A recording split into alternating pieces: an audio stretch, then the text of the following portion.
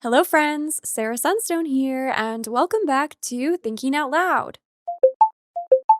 Today, I will be sharing my thoughts on Tales of Seikyu, a new RPG farming sim set in a world of yokai, which is out now on Steam in early access. Thank you so much to Fireshine Games for taking care of creators like me and sponsoring today's video. And now, without any further ado, let's get right into it. In this title, you'll start a magical new life on Seikyu, an island haven tucked away from the human world. You'll arrive with your sister, soon discovering that you both belong to the Fox clan and are on a mission to reconnect with your ancestors, while also learning how to harness various transformations. The setup for the storyline really stood out to me, and I instantly wanted to immerse myself in the world's lore, meet the colorful cast of characters, and of course, explore Seikyu Island. As it stands, in this game, you play as one of two pre-selected protagonists. However, full character customization is actually in development. Right now, you can still set your own name and choose a birthday. You can also shop from a variety of clothing to express yourself, but I did want to note this in case you're big on character customization like me. I am really happy to know that they're adding the ability to create your own character and can't wait to see this feature added in the future. As you're introduced to the island, you will discover various shops and services in the main town and will venture out to your charming farmhouse, which is nestled away on the countryside. However, you will have access to fast travel features very early on in gameplay, with different points unlocking as you restore shrines and reconnect with your Fox clan ancestors.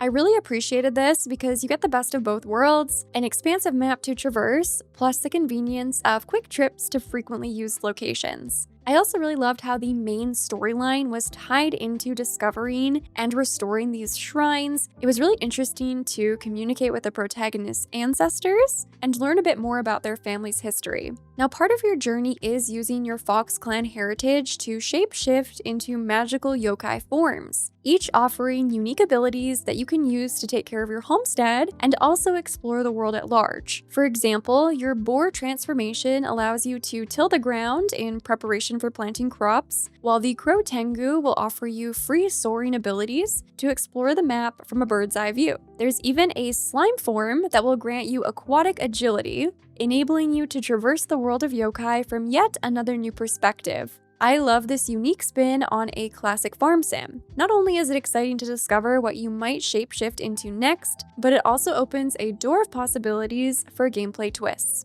I'm really excited to see what other yokai forms will be able to take on in the future and how they will enhance classic gameplay elements. Speaking of gameplay, let's briefly go over just some of the many activities you'll be able to enjoy in Tales of Seikyu. Of course, being a farm sim, there is indeed farming, offering over 40 different types of seasonal crops to grow. You'll be able to sell your harvests for gold or process them further with cooking once you construct a kitchen. You can then experiment to discover over 60 tasty recipes, and the dishes you cook can be enjoyed yourself or gifted to the local residents. You can also incorporate fish into your dishes as you learn the ropes of a new skill. The island is actually pretty big on fishing. They host a fishing competition, which you can prepare for by completing your cataloged collection.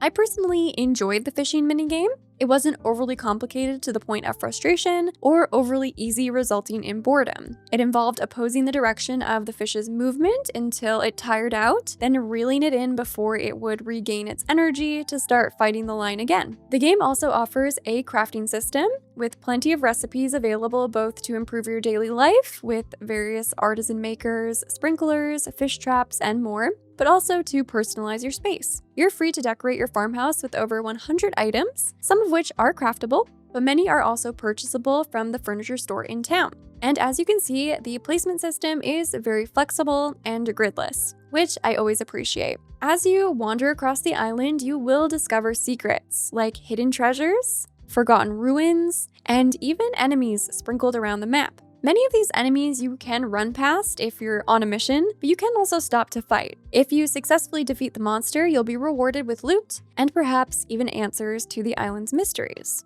The world also boasts 4 seasons, each with new resources to discover, weather to experience, and holidays to enjoy. Seikyu celebrates the Carp Festival, New Year's, Mikoshi, Valentine's Day, Christmas, and more. During these festive periods, the island undergoes various transformations and hosts events and celebrations to enjoy. As you settle into your new life, you'll also get to know over 40 local residents living on the island, each with diverse personalities, occupations, and hobbies. But it's up to you if you'd like to form closer bonds with them and perhaps even fall in love. Delve into each unique character's past, discover their personal preferences, share your feelings with them, and give thoughtful gifts to win them over. Plus, as you grow closer, you'll actually be able to go on dates together and unlock exclusive storylines.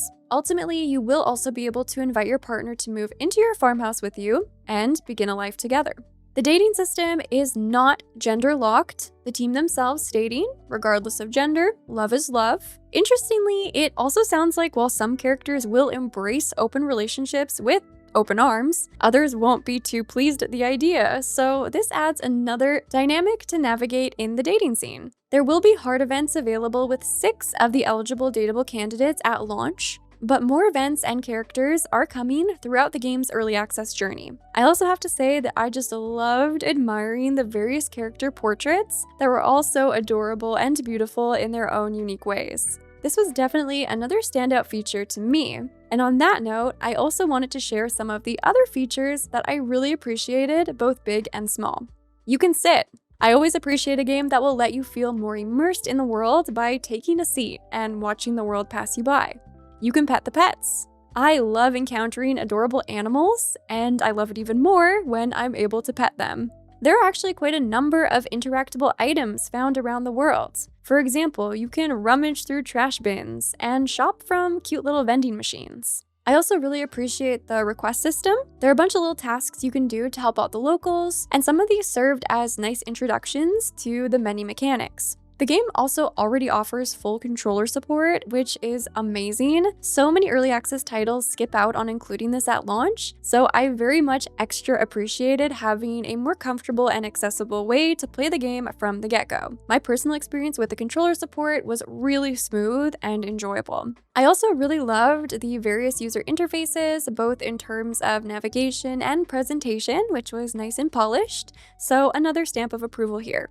As I previously mentioned, Tales of Seikyu is out now on Steam in early access with a 10% launch discount available for the first week. So be sure to visit the link in the description to learn more. The developers opted for the early access approach in order to shape the project alongside player feedback, which is their top priority. At launch, the game includes the first main chapter and 3 unique yokai transformations alongside farming, fishing, cooking, decorating, boss battles, festivals, and romance. While there is no set date yet for the 1.0 release, the team estimates that the game will be in early access for approximately 1 year. Over this time period, the game will receive ongoing updates to improve the game and introduce new major content. In fact, a 2025 development roadmap has already been shared, which includes details for the first major content drop. This update will bring additional main story quests, a new dateable NPC, additional hard events, a summer festival, a ranch shop, hot springs, additional outfits, furniture, and more. Later on in the year, players can expect even more dateable NPCs to be introduced, alongside new hard events, NPC birthday events, and marriage.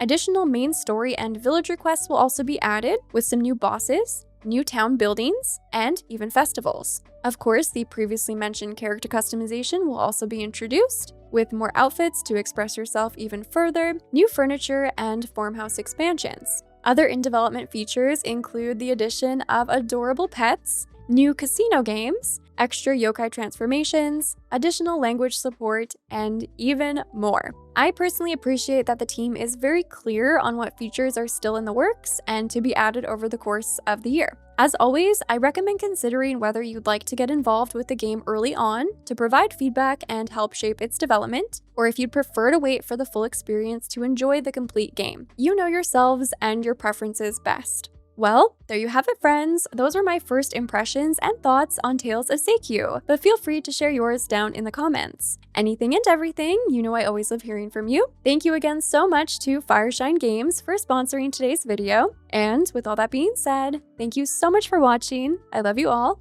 and until next time, take care.